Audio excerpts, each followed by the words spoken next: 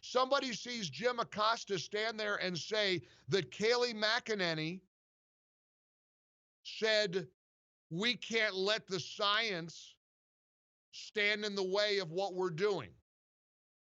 And you say, wow, what a dummy. Why would she say that? This is the press secretary for the president, until you see that he's lying. He left out the whole other part of her quote, because the first part makes the Trump administration look bad. I mean, and if you saw CNN in an airport or had the misfortune of turning them on, you don't know that they're just lying about all things related to Trump. Here's Kayleigh McEnany, who is the feisty firebrand press secretary who takes no guff from any of them, and they hate her for it. They hate her way more than they ever hated Sarah Huckabee Sanders. And Sarah was a tough cookie.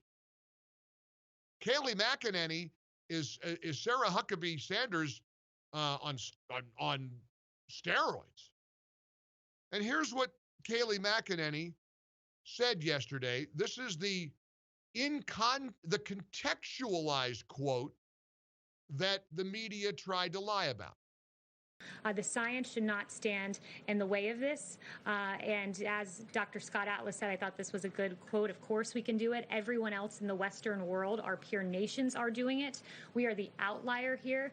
The science is very clear on this, that, for instance, you look at the JAMA pediatric study of 46 pediatric hospitals in North America that said the risk of critical illness from COVID is far less for children than that of seasonal flu. The science is on our side here, and we encourage for localities and states to just simply follow the science, open our schools. It's very damaging to our children. So Jim Acosta took that quote and pushed out this narrative. The White House press secretary on Trump's push to reopen schools said the science should not stand in the way of this. And that's all he put out on social media. CNN's Ana Cabrera said, White House press secretary said, when Trump says open, he means open. The science should not stand in the way of this. CBS News White House correspondent, from the White House podium, science should not stand in the way of reopening schools.